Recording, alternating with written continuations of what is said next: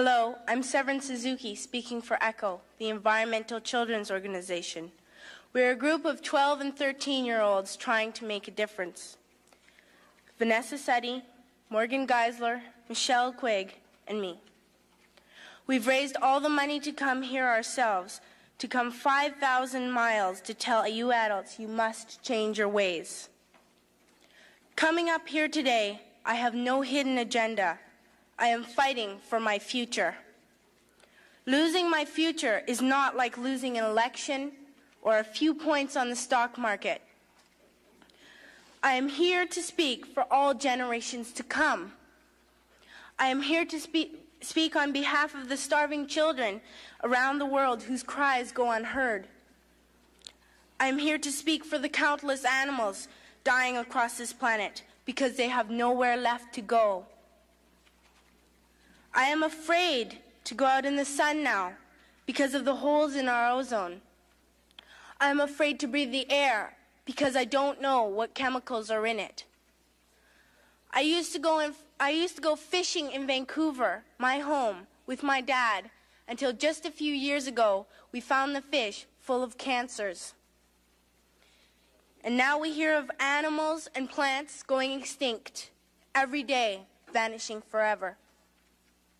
In my life, I have dreamt of seeing the great herds of wild animals, jungles and rainforests full of birds and butterflies, but now I wonder if they will even exist for my children to see. Did you have to worry of these things when you were my age? All this is happening before our eyes, and yet we act as if we have all the time we want and all the solutions. I'm only a child, and I don't have all the solutions.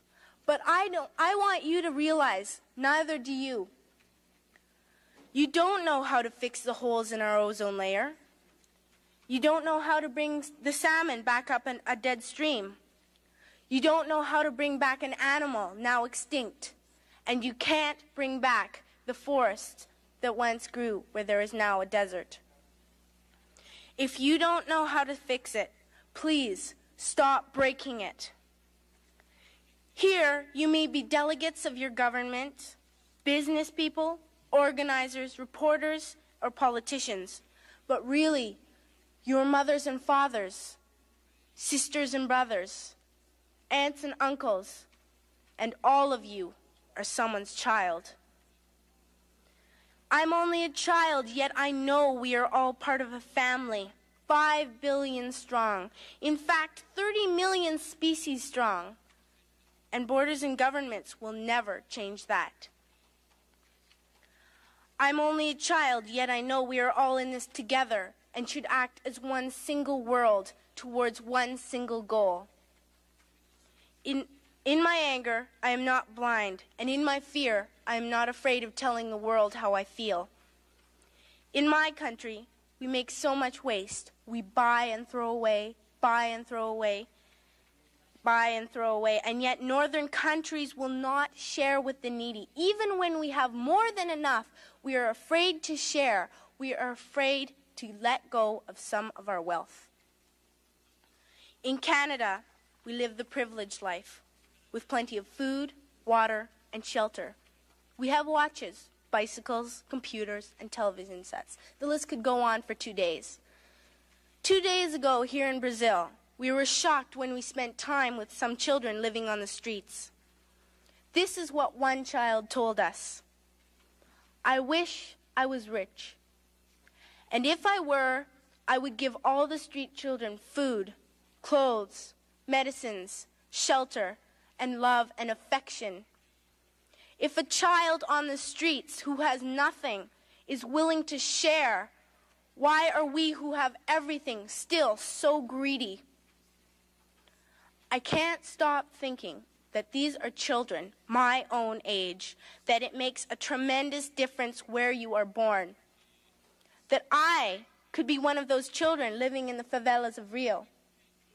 I could be a child starving in Somalia, or a victim of war in the Middle East, or a beggar in India.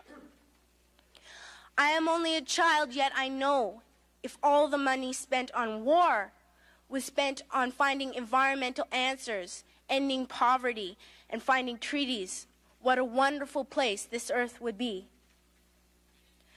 At school, even in kindergarten, you teach us how to behave in the world. You teach us not to fight with others, to work things out, to respect others, to clean up our mess, not to hurt other creatures, to share, not be greedy. Then why do you go out and do the things you tell us not to do? Do not forget why you are attending these conferences, who you're doing this for. We are your own children. You are deciding what kind of a world we are growing up in. Parents should be able to comfort their children by saying, everything's going to be all right. It's not the end of the world, and we're doing the best we can. But I don't think you can say that to us anymore. Are we even on your list of priorities? My dad always says, you are what you do, not what you say. Well, what you do makes me cry at night. You grown-ups say you love us, but I challenge you, please, make your actions reflect your words. Thank you.